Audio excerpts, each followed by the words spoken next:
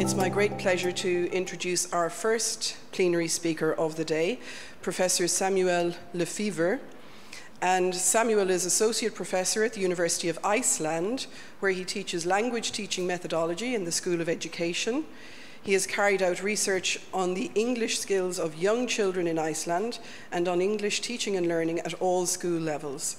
He has also worked in the area of second language learning and is currently looking at young immigrants' language use and participation in Icelandic schools and society, a topic I think which is very close to our hearts here in Irish society for the past number of years and continues to be. The title of Samuel's talk today is Creativity and Language Learning, and you're very welcome, Samuel.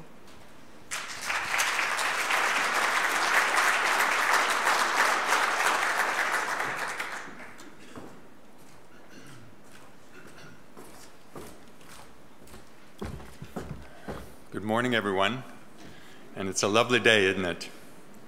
It's thank you for that kind introduction, and I would like to thank the conference organizers also for inviting me to be here today with you.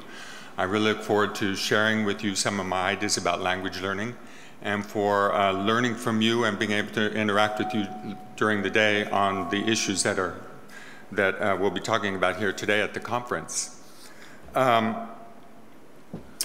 A little bit of more about my background. I'm from the United States originally. I grew up in the United States, but have lived all my adult life in Iceland. And Iceland, as you probably know, is an island up in the North Atlantic, fairly isolated. Has been traditionally a very monolingual society, monolingual and homogeneous. The official language, the native language, is Icelandic, which is the old Viking language.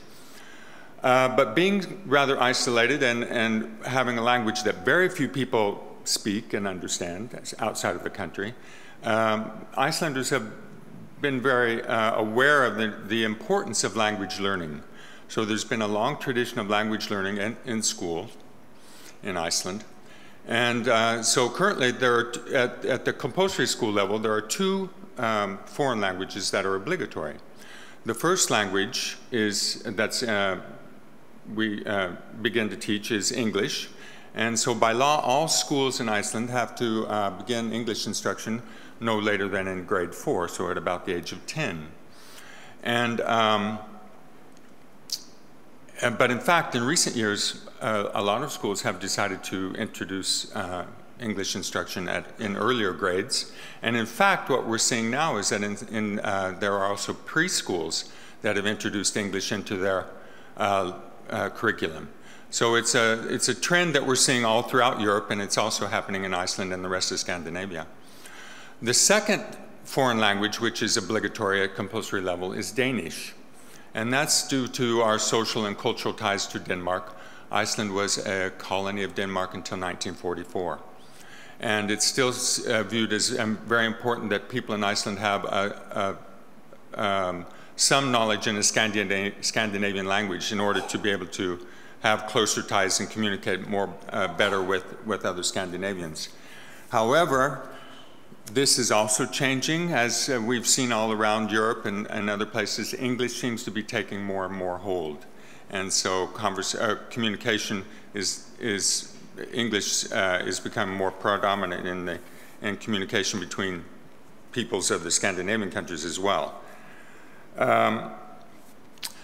Another development in Iceland that we're seeing is a shift from being a monolingual country to becoming a country which is much more linguistical and culturally diverse.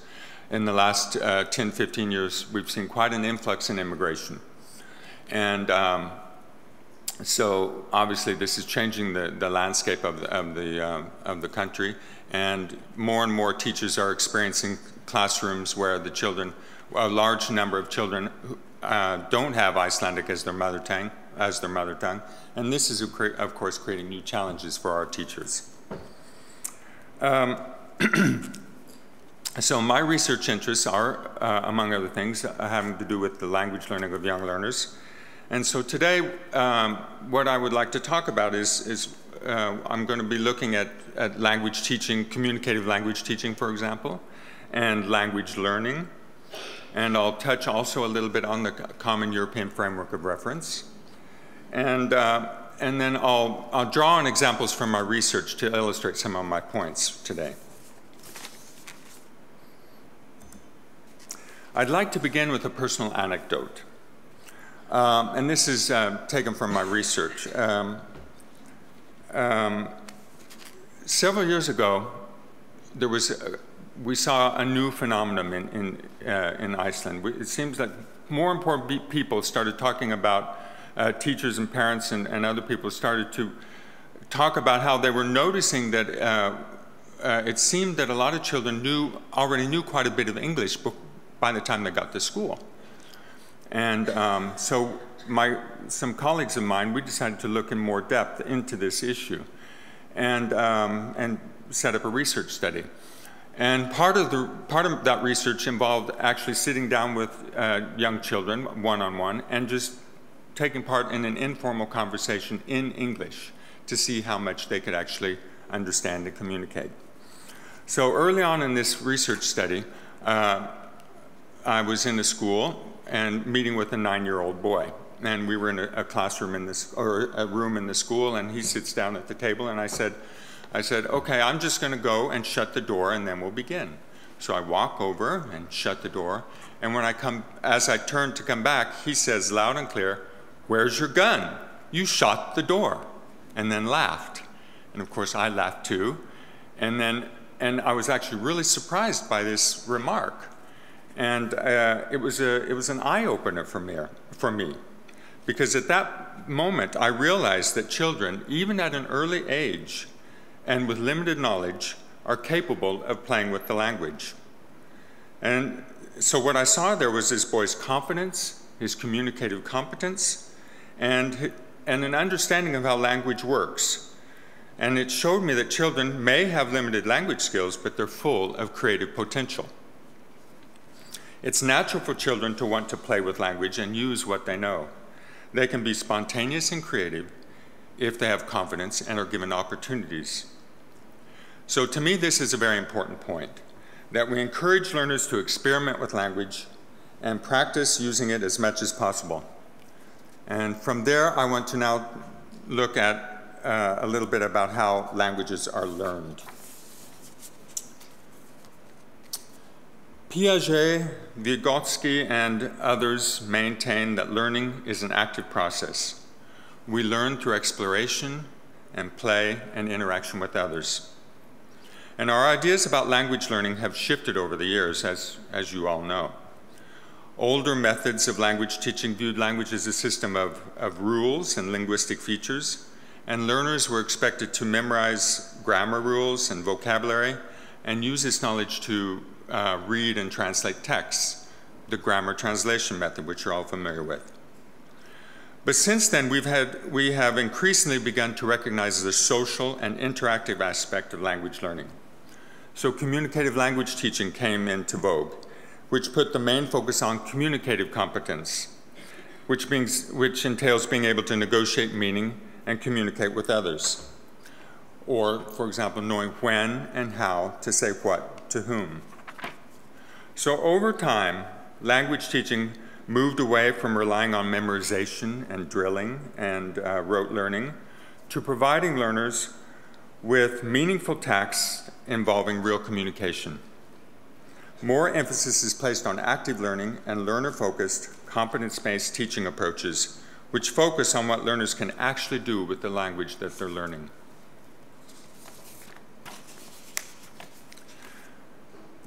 But of course, there's continued debate on what are the best ways to teach and learn languages.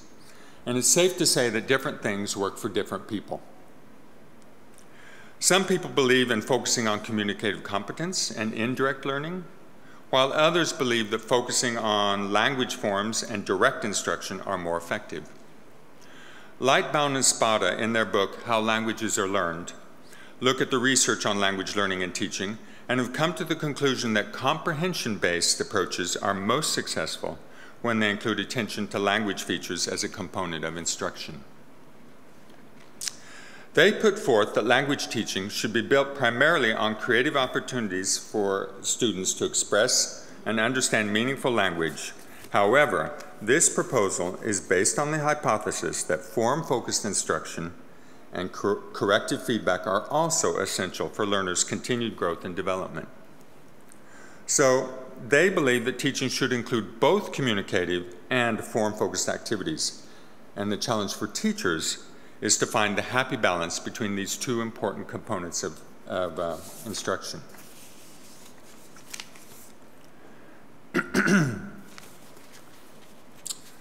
So we also know that language learning is a very complex process, and it's affected by many factors. And so here are a list of some of the most important factors which affect how we learn languages. First of all, personal characteristics and experiences vary very widely, of course. For example, the aspect of age has a big impact on how we learn. Adults obviously learn in ways that are both similar and different from children, and we know that adults are better capable of learning languages, for example, through systematic study. But nevertheless, they still need opportunities to actually produce the language and to practice their communicative skills. Social and cultural environment inside and outside the classroom also has an impact on language learning. And these environments differ greatly between countries, for example. Another important aspect has to do with the structure of the native language and the language that students are learning. If the language you're learning is similar in some ways to your own language, obviously it makes it easier to learn that language. Quite a different situation from a language that could have a totally different writing system or phonetic system or things like that. So the similarities between the languages you know is also an important factor. More and more we're seeing examples of how exposure to languages play a huge role in language learning. The amount and type of exposure that learners have to the target language really matter, as well as the number of opportunities and the type of opportunities that learners have to actually use the language, both in the classroom as well as outside the classroom. And finally, instruction, the type of instruction. Both the amount and type of instruction is an important factor as well. Okay, so the more instruction you get in a language, hopefully the better you'll learn.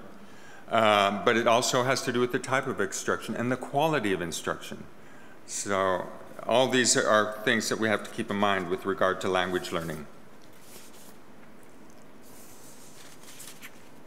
And so now I'd like to move to the CEFR, the Common European Framework of Reference, and spend a little bit of time talking about that. Principles of the CEFR provide a framework for language teaching which puts focus on the learner and promotes active learning through a competence-based approach. And this is in line with communicative approaches such as CLT, or content-based teaching, or task-based learning, and project-based learning, all communicative approaches. I'm going to take a quick look at some of the principles outlined by the Council of Europe for implementation of the CEFR. Teachers and administrators at national, regional, and local levels are encouraged to adopt, for example, a learner-focused, action-oriented, competence-based approach to language learning. They're also encouraged to take into consideration the social and cultural dimensions of language learning and to recognize that learners have diverse social and educational backgrounds and different views towards schooling and language learning. They're also encouraged to consider and treat each language in the curriculum not in isolation, but as part of a coherent plurilingual education.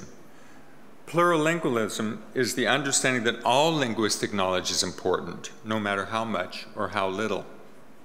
And it contributes to one's communicative competence. It also emphasizes lifelong language learning and a dynamic view of language knowledge, one that's constantly changing and growing. And the CEFR recognizes and stresses the European commitment to multilingualism and intercultural understanding. And also, teachers and administrators are encouraged to take into consideration the specific needs of different groups of learners and of the general needs of modern European societies. Now, the CEFR sets out a number of recommendations for stakeholders. For example, they're asked to base their aims and objectives and methods on learner needs. So the focus is on the learner, not on the language in itself. They're also asked to take into account what learners can do. So the focus is on communicative and comprehension-based learning. And also, they're asked to take into account learner skills. So focus on active, authentic use of the language and communicative skills. In addition to an emphasis on language use, the CEFR recommends that stakeholders also give attention to learners' social and cultural development and help learners to increase their intercultural competence. And of course, this is a very important aspect of language policy in Europe, that people throughout Europe achieve a better understanding of diverse lingual and cultural backgrounds. Now, I've only touched on a few aspects that are addressed in the CEFR, and they're mainly the ones that have to do with language learning more than teaching or assessment. But I'm sure that during the day today, there'll be several opportunities to discuss and debate these principles of the CEFR, and also debate both the benefits and the shortcomings of the policy, and what it means for students and teachers and other stakeholders, such as yourselves. Now, in the next part of my talk, I want to draw attention to the topic of creativity and language learning. This statement by Alan Mailey, a noted ELT teacher and writer, illustrates how creativity, as an element of language learning and teaching, crosses all ages, levels, and contexts. He and many other language specialists have written about the value of incorporating creativity in language teaching. They put emphasis on creativity and communication in the classroom that can serve as a motivating force for students and enhance their language learning. When learners are engaged in purposeful and meaningful learning tasks, they begin to take responsibility for their own learning.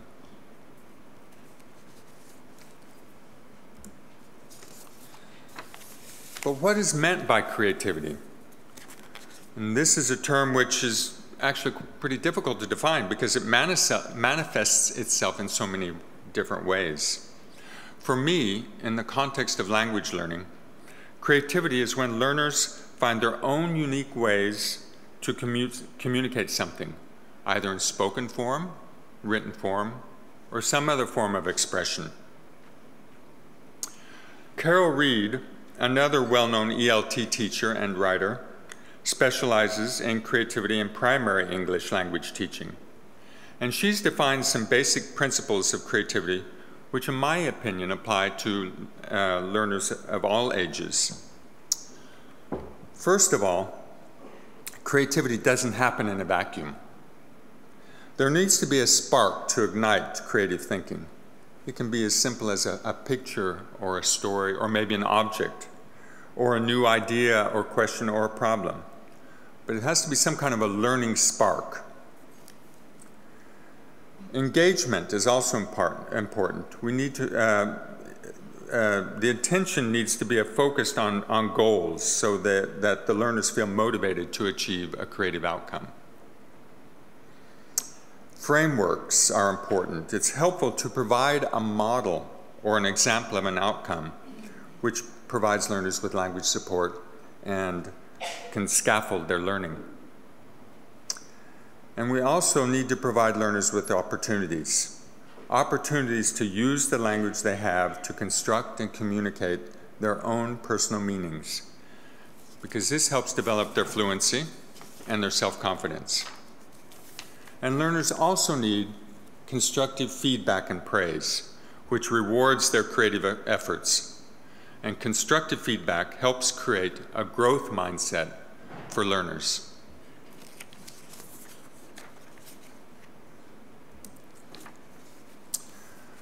Creativity in the classroom doesn't have to involve major changes or elaborate materials or equipment. The most important resource is the human beings who make up the classroom, the teachers and learners, with their varied personalities and interests and abilities. The interaction between students and teachers and others is the breeding ground for creative growth. And I believe that creativity is facilitated by a wide variety of inputs and activities and outputs. In other words, these learning sparks. And teachers need to be willing to have a go. They need to be willing to try out new things in the classrooms. Just like their learners, they need to be willing to take risks and sometimes relinquish control of the classroom situation to allow the unexpected to happen. Now I'd like to turn to some of my research that I've done with children and show you examples of children's spontaneous creative language use. These are some examples of what learners can actually do with the language when you give them opportunities to experiment and interact with others. So again, the goal of the research that I mentioned earlier was to investigate English abilities of young children in Iceland who had not yet received any formal instruction in the language. What we found from our study was that many children are learning English on their own to actually a surprising degree. And this incidental English learning is most likely a result of three things. First of all, lots of exposure to English through the media. Secondly, their motivation to learn English. And thirdly, the opportunities they had to use English in their daily lives. And again, part of this research involved short sessions with individual children where we asked them to participate in an informal conversation about things that were familiar with them, to them. And the purpose was to see how well they could communicate and express themselves in English. As the researchers, we only spoke English in these sessions, and in fact, the children didn't know that we understood or spoke Icelandic. So they were very focused on trying to communicate as well as they could in English. And they were actually really eager to comply. They welcomed the opportunity to relate their own experiences and to show off their language skills. And all the children who participated in this study were the ages of 8 or 9. Now, the first example that I want to show you is a boy who's talking about his pets. And I'll let you listen to it here. Okay. Do you have a pet? Yes. I have 3 cats and 4 kittens. One had 2 frogs and 1 fish, but one of the frogs jumped in the water and smashed up. But the other one just died. So now you have cats. Cats and kittens. I've always had cats. Yeah. One of my cats got a kitten for humans. Yeah. What are you going to do with the kittens? I'm going to give them away. Yeah. Like I did all the other times.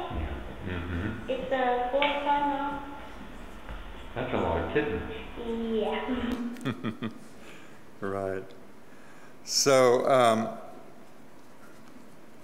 what's notable here, in my opinion, is the apparent ease the child has with expressing himself, his confidence, and also his grammatical proficiency. There's very few grammatical mistakes in this passage here.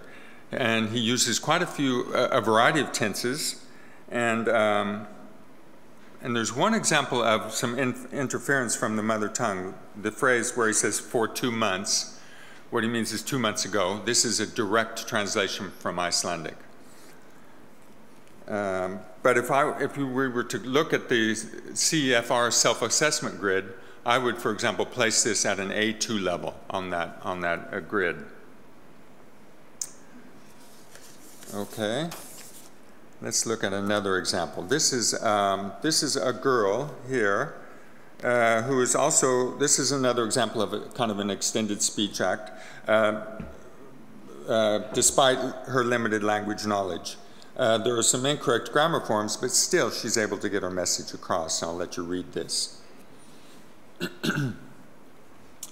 For example, we see how she is lacking the word carpenter, but she finds a way of explaining what she means by, in other words, her father, he builds things. And here is a final example. And here we see how this boy very spontaneously related a personal anecdote and actually told a funny story. And so I'll let you listen to this as well. It may be too small. Well, maybe you should be able to read it, but you also hear it. So, do you have hobbies? Hobbies, yeah. Things that you like to do after school? Play with my friends, but first I have to go home and let my 2 dogs go out to pee. Oh, you have 2 dogs? In the dark, next garden. Yeah. Okay. What's the name of your dog? Kingy and Dolly. Okay. One's from Iceland, one is, I don't know what the other one is from. Okay. Don't really remember. Okay. One is 9 years, that's Dolly, and the other one is 7 months old. 7 months. And yesterday he ran off, and I was trying to get him, but and since I got him, he was done running around.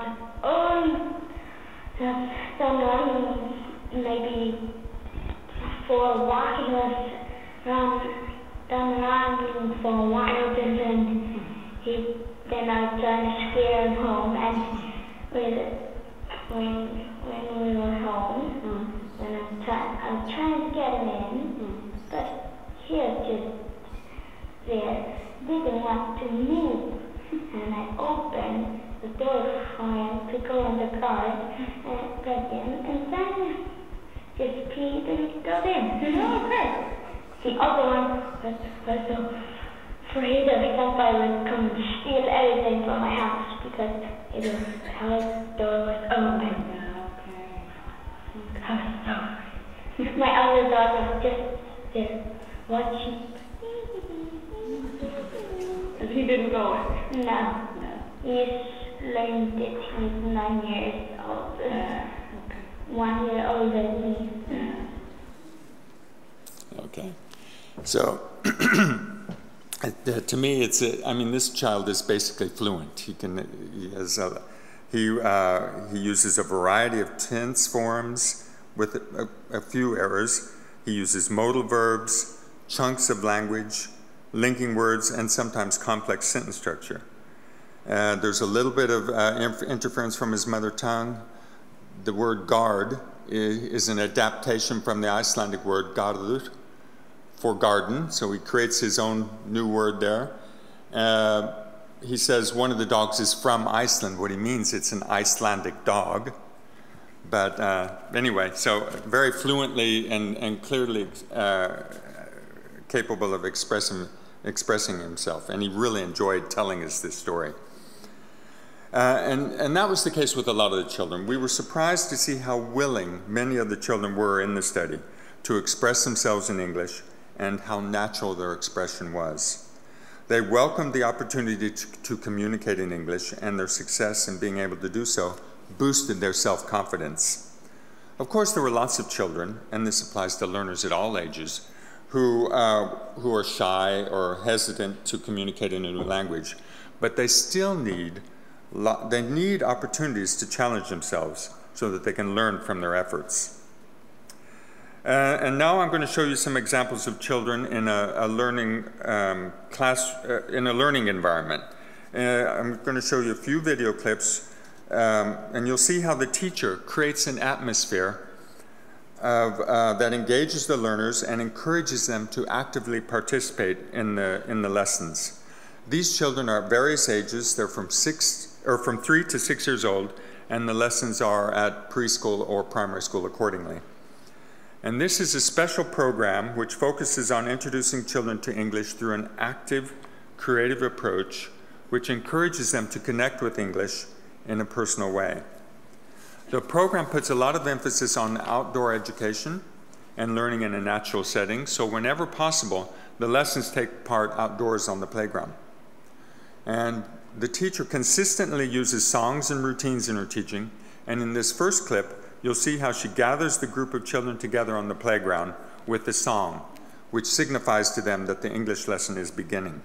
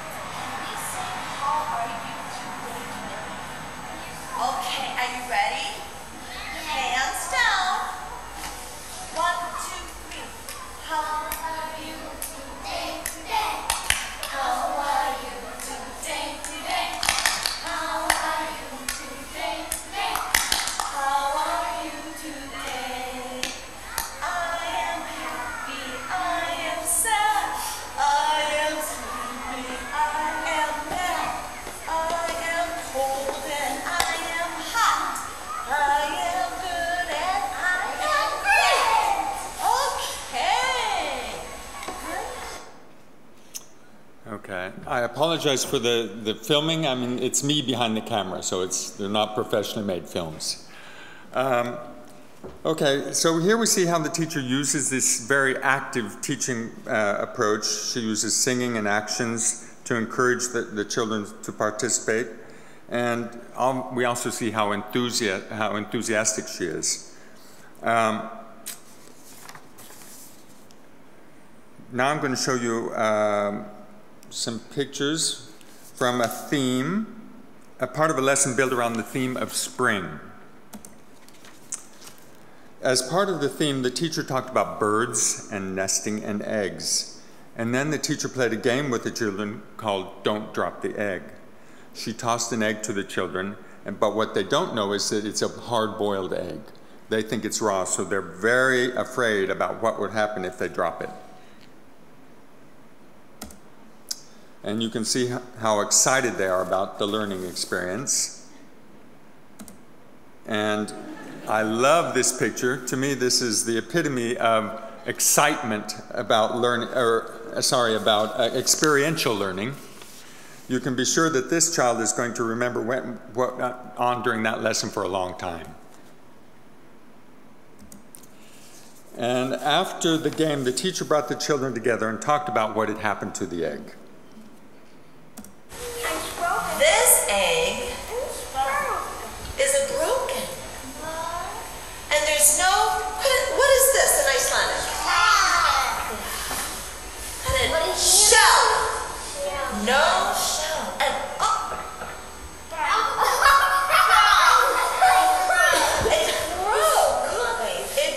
And look at inside. Yolk. And this one's broken. And look it. Is it broken? No. You didn't drop this egg. Good job. It's not broken. So here we see an example of how the teacher explains things in a natural and authentic situation. It's real communication in a contextually rich setting. And it's really quite different from what you would see in a traditional book-based, classroom-bound instruction. And here we see how the learners are very engaged because it's a purposeful and meaningful learning task for them. And now one or two clips that's looking at, that is involved with younger children. Okay, so the first one is, these are 3-year-old children, three-year-old boys who are learning about body parts. Are you ready? Yes. 1, 2, 3. Head, shoulders, knees and toes, knees and toes. Head and shoulders, knees and toes, knees and toes. Eyes and ears and mouth and nose. Head and shoulders, knees and toes, knees and toes. Oh. So we see how the teacher is how she helps prepare the children for the song by prompts. She says, "Are you ready?" And she helps them count. And they're very active and participating. Most of the children participate really well, and they're focused and attentive. And the last clip is an example of how the teacher uses both languages in the lesson, both Icelandic and English. It's also an example of how important it is as a teacher to be flexible and use learning opportunities that present themselves. What happened in this lesson is one of the boys all of a sudden wanted to show off or show how well he could count in Icelandic.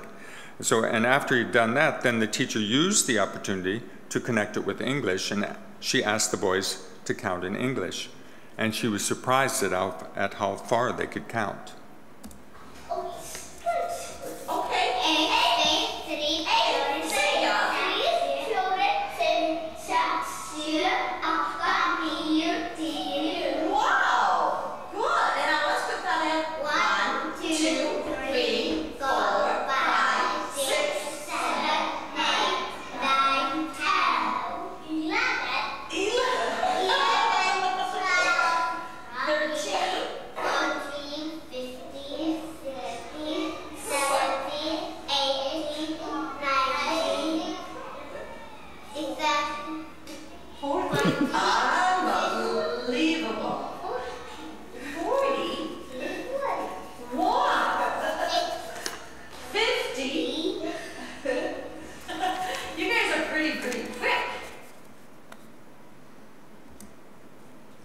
So, in summary, I'd like to look at some benefits of using creative activities in the language classroom.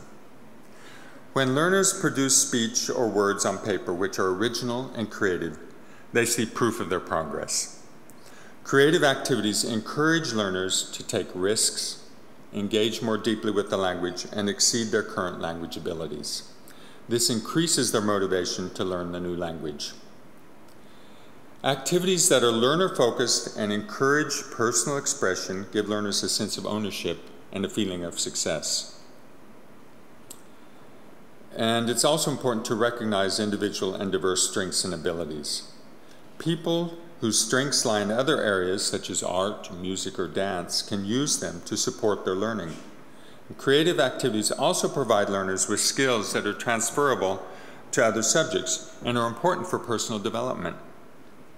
And finally, creative activities encourage flexible thinking and resourcefulness, which are important qualities to have for life in general. One last clip I want to show you here. It's an example of autonomous incidental language learning. In fact, this child spontaneously began to talk about how he had learned English early on in our little session. I started talking English when I was 4 years old. It's always just fall into me. It just fall into you? Yeah. Okay. Do you know anyone who speaks English? Not that much. Not that much? Not your mom or dad? No, nobody in my family. Nobody in your family?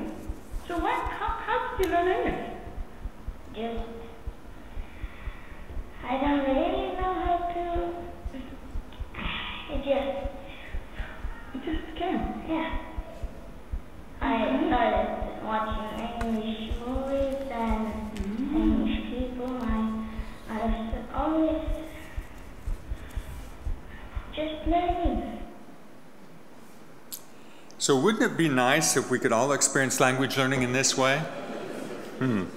Unfortunately, this is generally not the case, at least not for most of us. Learning a new language, which ranges from being able to form new utterances to telling a story or holding up a conversation, this is a creative process, but it usually requires hard work and persistence.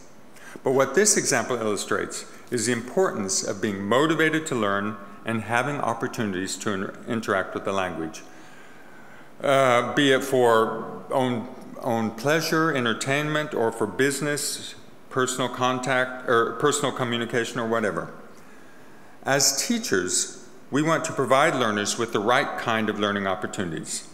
And these include tasks or activities that are stimulating and challenging, purposeful and meaningful, creative and enjoyable, and which encourage learners to take responsibility for their own learning.